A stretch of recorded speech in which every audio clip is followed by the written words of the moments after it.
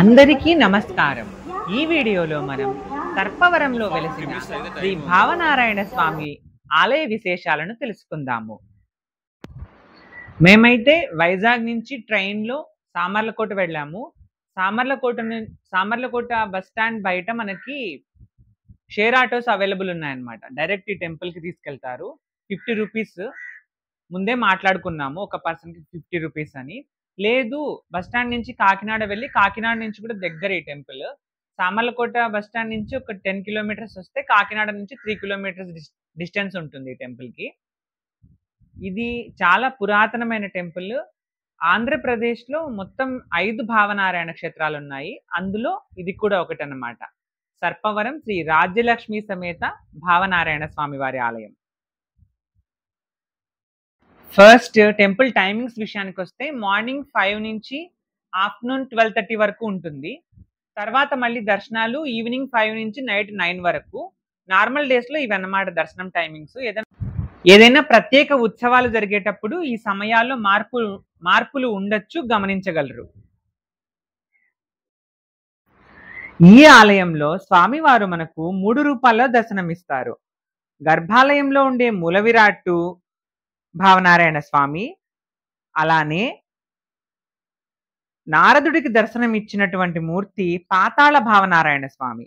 అలానే ఆలయంలో గర్భాలయానికి పక్కన మనం ప్రదక్షిణ చేసే మార్గంలో అనంతుడిచే ప్రతిష్ఠించబడినటువంటి భావనారాయణ స్వామి.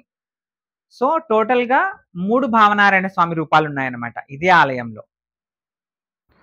ఇక ఈ ఆలయ స్థల పురాణము బ్రహ్మవైవర్త పురాణంలో కూడా చెప్పబడిందట. స్థల పురాణం విషయానికి వస్తే మొట్టమొదట మనము నారద సంసారం గురించి తెలుసుకోవాలి.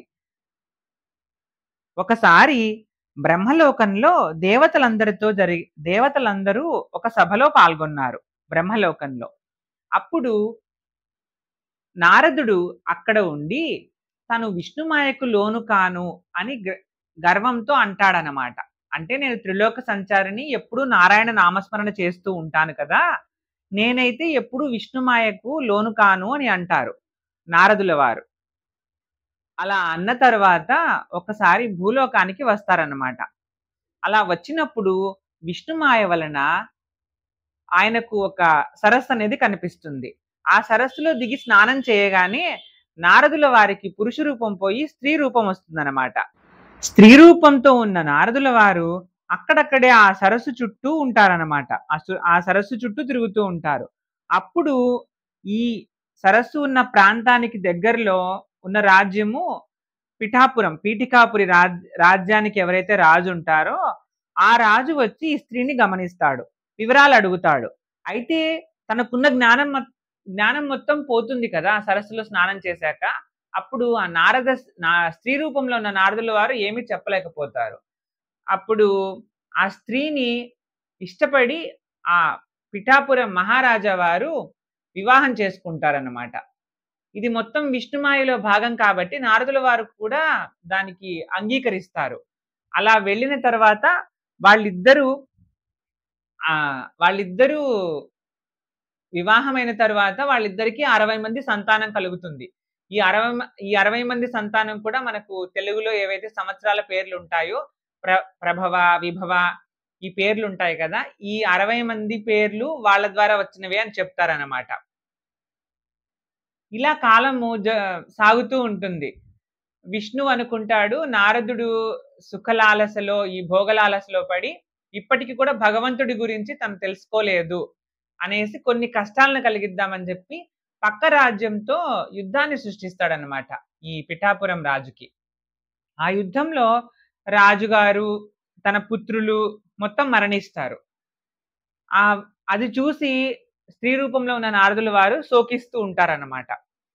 కానీ ఎంత దుఃఖం ఉన్నా మనిషికి ఆకలి అనేది ఉంటుంది కదా, ఆకలిని తీర్చుకొని తర్వాత దుఃఖిద్దామని ఆహారం కోసం చూస్తే అక్కడ చెట్లకి ఆకులు ఉండవు ఆ ప్రదేశంలో, నారదుల వారు చూసిన ప్రదేశంలో. కానీ పండు మాత్రం ఉంటుందన్నమాట ఒక చెట్టుకి. దాన్ని తినాలని చూస్తే అదేమో అందదు. తర్వాత అంటే ఆ దుఃఖంలో ఆకలి వల్ల వచ్చే బాధ ఎలా ఉంటుంది చూడు ఎవరికైనా కూడా, ఆ శవాలన్నిటిని చనిపోయిన వారి శవాలన్నిటిని మెట్టుగా చేసుకొని కూడా పండుని అందుకోవాలని ట్రై చేస్తే కూడా ఆ పండు అనేది అందదనమాట. మరి విష్ణుమాయ కదా! అప్పుడు చాలా ఇబ్బంది పడిపోతూ, బాధపడిపోతూ ఉంటే బ్రాహ్మణుడి రూపంలో విష్ణువు వస్తాడనమాట. "నువ్వు ఈ సరస్సులో దిగి స్నానం చెయ్యి. అప్పుడు నీకు ఆ పండు అందుతుంది. అది మోక్ష ఫలము" అనేసి. సరే ఆయన చెప్పినట్టే చేస్తాడు. ఆ చెప్పేటప్పుడు మళ్ళీ ఒక స్పెషల్ కండిషన్ అన్నమాట.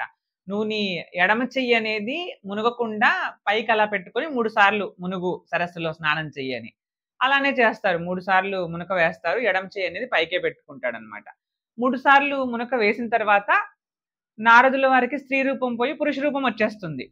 కానీ చేతికి మాత్రం అలానే గాజులనేవి అలాగే ఉంటాయన్నమాట. ఎందుకంటే ఆ ఎడమ చెయ్యి అనేది ముంచొద్దని చెప్పాడు గదా! బ్రాహ్మణుడి రూపంలో వచ్చిన విష్ణువు. అప్పుడు నారదుల వారికి పూర్వ జ్ఞానం అంతా కలుగుతుందనమాట. ఓహో! నేను గర్వం వల్ల ఆ రోజు బ్రహ్మలోకంలో జరిగిన సభలో ఇలా మాట్లాడాను కదా! విష్ణుమాయకు ఎవరు అతీతులు కాదు. భగవంతునికి ఎవ్వరు అతీతులు కారు అని తను చేసిన దానికి పశ్చాత్తాపపడి అక్కడే శ్రీ మహావిష్ణువు గురించి తపస్సు చేస్తారనమాట. నారదుడి తపస్సుకు మెచ్చిన స్వామివారు గరుత్మంతుడి మీద కూర్చున్నట్లు అక్కడ ప్రత్యక్షమవుతారన్నమాట నారదుల వారికి. అప్పుడు నారదుల వారిని కరుణిస్తారు స్వామివారు. "స్వామి మీరు నన్ను అనుగ్రహించారు. అలాగే ఈ కలియుగంలో భక్తులకు ఇక్కడే అందుబాటులో ఉండేటట్టు అర్చామూర్తిగా వెలవమంటారనమాట. స్వయంభూమూర్తిగా. ఇది మీకు టెంపుల్‌లో కొంచెం మెట్లు దిగి లోపలికి పాతాళానికి వెళ్ళినట్టు కొద్దిగా లోపలికెళ్తే కనిపిస్తుందనమాట. గర్భగుడి బ్యాక్ సైడ్ వచ్చే మార్గంలో ఉంటుందిది. అక్కడ అడిగితే మీకు చెప్తారు అక్కడున్న వాళ్ళని. పాతాళ నారాయణ స్వామి. పాతాళ భావనారాయణ స్వామి. సేమ్ గరుత్మంతుడి మీద కూర్చొని ఉన్నట్టు. అది స్వయంభూ శిల్పమట. స్వయంభూ విగ్రహం అది. ఆ తర్వాత మళ్ళీ నారదుల వారు అనుకుంటారనమాట. అదేంటి లక్ష్మీదేవి లేకుండా స్వామివారు దర్శనం ఇచ్చారంటే, అప్పుడు స్వామివారు చెప్తారనమాట. "నువ్వు నన్ను నీ భావనలో ఏ విధంగా అయితే నేను ప్రత్యక్షం అవ్వాలని నువ్వు తపస్సు చేశావో, ఆ విధంగానే నేను నిన్ను అనుగ్రహించాను. ఇక్కడ నేను భావనకు తగ్గట్టు నిన్ను అనుగ్రహించిన వాడిని కాబట్టి భావనారాయణ స్వామిని." ఎవరైనా సరే ఇక్కడికి రాలేని వారు కూడా స్వామిని మనసులో గనక భావనారాయణ స్వామిని అనుకుని గనక మనస్ఫూర్తిగా ఏదైనా కోరుకుంటే జరుగుతుందని, స్వామివారి అనుగ్రహం జరుగుతుందని, స్వామివారి అనుగ్రహం కలుగుతుందని భక్తులు విశ్వసిస్తారన్నమాట. ఎందుకంటే నీలోని భావనకు తగ్గట్టు స్వామివారు రియాక్ట్ అవుతారన్నమాట ఇక్కడ. అందుకే ఆయనకు భావనారాయణ స్వామి అనే పేరు స్థిరపడింది. అయితే నారదుల వారికి వెలితి ఉండిపోయిందన్నమాట. లక్ష్మీదేవితో సహా ప్రత్యక్షం కావాలి కదా స్వామివారు అనేసి. అప్పుడు మళ్ళీ నారదుల వారు రాజ్యలక్ష్మి అమ్మవారి సమేతంగా భావనారాయణ స్వామి వారిని ప్రతిష్ఠ చేస్తారన్నమాట ఈ క్షేత్రంలో. ఇది నారద సంసారము ఏ విధంగా ఈ సర్పవరం అనే క్షేత్రంలో ఉంది, ఏ విధంగా రిలేట్ అయి ఉంది అనేది ఒక స్థల పురాణము. మరి దీనికి సర్పవరం అనే పేరు ఎలా వచ్చింది? దానికి ఇంకొక స్టోరీ ఉందన్నమాట. ఆ స్టోరీ ఏంటంటే మనము గరుత్మంతుడి దగ్గరికెళ్ళాలి ఆ స్టోరీ తెలుసుకోవాలంటే. కశ్యప ప్రజాపతి భార్యలైన వినత, కద్రువ మధ్య ఒకసారి ఒక ఉచ్చైశ్రవం అంటే ఆ తెల్లని గుర్రం విషయంలో ఒక సంవాదం జరుగుతుందన్నమాట. గుర్రం మొత్తం తెల్లగా ఉంది అంటుంది వినత. లేదు గుర్రం యొక్క తోక మాత్రం నల్లగా ఉంది అంటుంది కద్రువ. అయితే వినతకేమో గరుత్మంతుడు అనూరుడు పెద్దవాడు, సూర్యుడి వాహనాన్ని నడిపే వ్యక్తిగా చెప్తారు. గరుత్మంతుడు మనకు తెలుసు శ్రీ మహావిష్ణువు వాహనమయ్యారు ఆ తర్వాత. వాళ్ళిద్దరూ వినత యొక్క పిల్లలు. కద్రువకేమో నాగులందరూ కద్రువ సంతానం అన్నమాట. తల్లి మాటను నెరవేర్చడానికి తన పిల్లలు తల్లికి హెల్ప్ చేస్తారు. అంటే కద్రువ పిల్లలు తనకు హెల్ప్ చేస్తారు.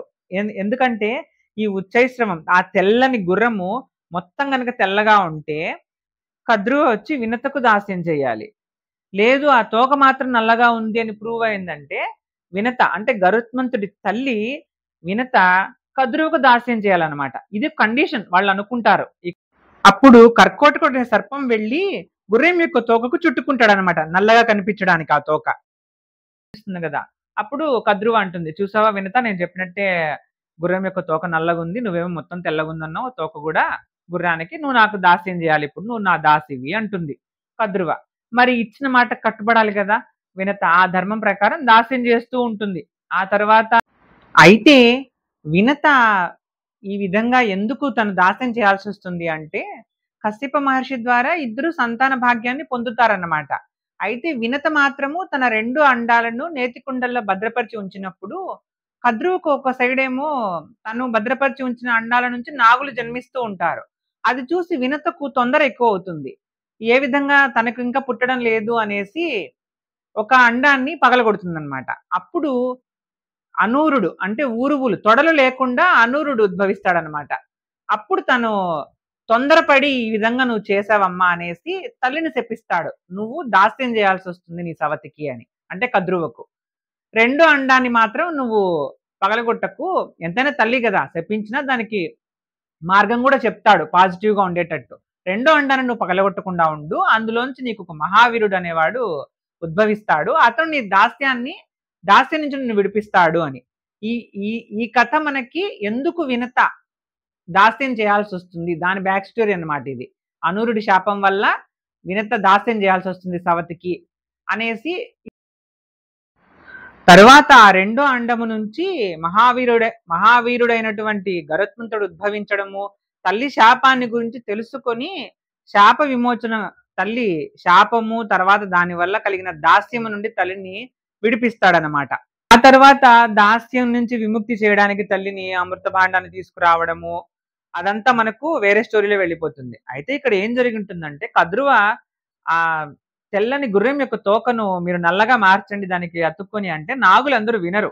విననప్పుడు కద్రువ కోపం వస్తుంది. తల్లి అయినా బిడ్డల్ని ఏమని శపిస్తుందంటే మీరందరూ కలిసి సర్పయాగంలో మరణించండి అని చెప్తుందన్నమాట. అంటే జనమేజయుడు చేస్తాడు కదా! మహాభారతంలో మనకొస్తుంది ఆ కథ. ఆ సర్పయాగంలో పడి మీరు మరణించండి అని చెప్తుందన్నమాట.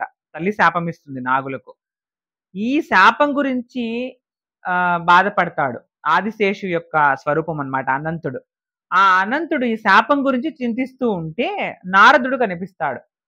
నారదుడు ఏం చెప్తాడంటే, "నువ్వు ఈ భావనారాయణ క్షేత్రం అనేది ఉంది. ఈ క్షేత్రంలో నువ్వు స్వామివారి గురించి తపస్సు చెయ్యి. స్వామివారు నిన్ను అనుగ్రహిస్తారని" చెప్పి నారదుల వారు చెప్తారనమాట. అలా అనంతుడు వచ్చి ఈ ఇప్పుడు ఏదైతే సర్పవరం అనే క్షేత్రం ఉందో ఇక్కడ తపస్సు చేసి స్వామివారిని మెప్పించి స్వామివారి దర్శనాన్ని పొందుతాడు. అప్పుడు స్వామివారు రక్షిస్తారనమాట. మీకు రక్షణ ఉంటుంది ఆ శాపం నుంచి కూడా అని చెప్పి అలానే సర్పజాతికి మానవులు భూలోకంలో పూజలు చేసేటట్టు కూడా వరం ఇస్తారనమాట భావనారాయణ స్వామి వారు. ఆ సర్పానికి వరం ఇచ్చాడు కాబట్టి ఈ ఈ క్షేత్రం అనేది సర్పవరం పేరుతో ప్రసిద్ధి పొందింది అని చెప్తారు పెద్దలు. అందుకు శ్రీ మహావిష్ణువును అనంతుడు ప్రతిష్ఠించిన శ్రీ మహావిష్ణువు కూడా మనం ఆలయ ప్రదక్షిణ మార్గంలో మనం చూడొచ్చు. ఆయన సెపరేట్ గా ఉంటాడనమాట. సో మొత్తానికి మనం 3 మూర్తుల్ని దర్శనం చేసుకుంటాము ఇక్కడ భావనారాయణ స్వామి పేరుతో. ఆళ్వార్ల విగ్రహాలు ఉంటాయి. తర్వాత ఇంకొక స్పెషల్ విశేషం ఏంటంటే ఈ గుడిలో వ్యాసుడు కాశీ నుంచి వచ్చేస్తూ అంటే వ్యాసుడికి కాశీలో స్థానం లేకుండా ఉండాల్సిన పరిస్థితి వస్తుంది కదా! స్థానం కోల్పోతాడు కదా వ్యాసుడు, వేదవ్యాసుడు. అది వేరే స్టోరీ అన్నమాట. ఆయన ఆకాశ మార్గం నుంచి వస్తూ ఈ క్షేత్రం యొక్క మహత్తును తలుచుకొని ఈ క్షేత్రానికి వచ్చి ఇక్కడ లక్ష్మీదేవిని వేదవ్యాసుడు ప్రతిష్ఠిస్తాడనమాట. అంటే రాజ్యలక్ష్మిని రాజ్యలక్ష్మి సమేత భావనారాయణ స్వామి ప్రతిష్ట సపరేట్. ఇక్కడ వేదవ్యాసుడు మళ్ళీ సపరేట్ గా లక్ష్మీదేవిని కూడా ప్రతిష్ఠిస్తాడు. అక్కడ రాసి ఉంటుంది వేదవ్యాస ప్రతిష్ట అనేసి. తర్వాత మనకు ఆళ్వార్ల విగ్రహాలు కూడా ఉంటాయి. పురాతనమైన శిల్పాలు ఈ గోపురం మీద గాని అలాగే వెంటనే మనం లోపలికి వెళ్ళిన వెంటనే మనకు కృష్ణుడు కనిపిస్తాడు. ఆ తర్వాత స్వామివారి పాదాలు ఉంటాయి. చాలా బాగుంటుంది ఆలయము. లోపల కూడా స్వామివారు ముగ్ధ మనోహరంగా ఉంటారనమాట. ఇక్కడ ఈ పిక్చర్ లో మనం చూస్తున్నాం కదా! అంటే ఒక చిన్న పిల్లవాడి కళ కూడా మనకి కనిపిస్తది సర్పవరం భావనారాయణ స్వామిలో. వైశాఖ మాఘ మాసాల్లో ఉత్సవాలు బాగా జరుగుతాయి. కార్తీక మాసం కూడా మనకు తెలుసు. శ్రావణ మాసం, కార్తీక మాసాల్లో విష్ణు ఆలయాల్లో కూడా ఫుల్ రష్ ఉంటుంది. మీరు వెళ్ళేటప్పుడు దానికి తగ్గట్టు ప్లాన్ చేసుకొని వెళ్ళండి. మేమైతే ఫుల్ పీక్ సమ్మర్‌లో వెళ్ళాము. బాగా వేడిగా అనిపించింది. ఇక మేము ఇక్కడి నుంచి చాలా టెంపుల్స్ తిరిగాము కంటిన్యూయస్‌గా. ప్రెజెంట్ అయితే వైజాగ్ నుంచి సర్పవరం సామర్లకోట వెళ్ళి, సామర్లకోట నుంచి మేము షేర్ ఆటోలో సర్పవరం వెళ్ళాము. సర్పవరం నుంచి మేము నెక్స్ట్ ఏ క్షేత్రానికి వెళ్ళామనేది మీకు మిగిలిన వీడియోలో తెలియజేస్తాను. భావనారాయణ స్వామిని మీరున్న చోటే స్మరించండి. స్వామివారి దర్శనాన్ని కోరుకోండి. స్వామివారి అనుగ్రహం పొంది సర్పవరం క్షేత్రానికి వెళ్లి స్వామివారిని దర్శనం చేసుకోండి. ఇంకో విషయం చెప్పాలేంటంటే, ఆ సరస్సులనేవి ఆలయం ముందరే ఉన్నాయన్నమాట. ఒకటేమో మనకి ముక్తికా సరస్సు అని చెప్తారు. అంటే నారదుడు రెండోసారి స్నానం చేశాడు కదా! అక్కడ తనకి అలా చేయడం వల్లే మోక్ష ఫలం దొరుకుతుందని చెప్పారు కదా స్వామివారు. అది అంతకుముందు విష్ణుమాయ వల్ల నారదుల వారు స్త్రీ రూపం పొందారు కదా! ఆ సరస్సు కూడా. అయితే వాటర్ అనేవి అంత బాగోలేదు. కొంతమందైతే స్నానం చేస్తున్నారు. మేమైతే కాళ్ళు కడుక్కొని దర్శనానికెళ్ళిపోయాము. అది మీ పర్సనల్ ఒపీనియన్ ఇంకక్కడ. మీరు స్నానం చేసి వెళ్తానంటే అది మీ ఇష్టము. లేదంటే కాళ్ళు కడుక్కొని దండం పెట్టుకొని వెళ్ళిపోవచ్చనమాట. అది. స్వామివారి దర్శనము, అనుగ్రహము అందరి మీద ఉండాలని ఆశిద్దాము. ఓం శ్రీ భావనారాయణ స్వామియే నమః. ఈ వీడియో మీకు నచ్చితే లైక్ చేసి షేర్ చేయండి. ఇలాంటి మరిన్ని వీడియోల కోసం ఈ ఛానెల్‌ని సబ్స్క్రైబ్ చేయండి. మీరు ఈ ఆలయానికి వెళ్లారా? మీరు భావనారాయణ స్వామి గుళ్ళు అంటే 5 ఆలయాలున్నాయి కదా! వాటిలో ఏదైనా మీరు వెళ్లారా? లేదా అన్నీ తిరిగేసారా? మీకు ఈ టెంపుల్స్ గురించి చెప్పడం మీకు ఈ టెంపుల్స్ గురించి వినడం అనేది మీకెలా అనిపించింది? ఈ స్టోరీస్ అనేది. మీ అభిప్రాయాలు ఏమైనా ఉంటే వాటిని కామెంట్ బాక్స్‌లో తెలియజేయండి.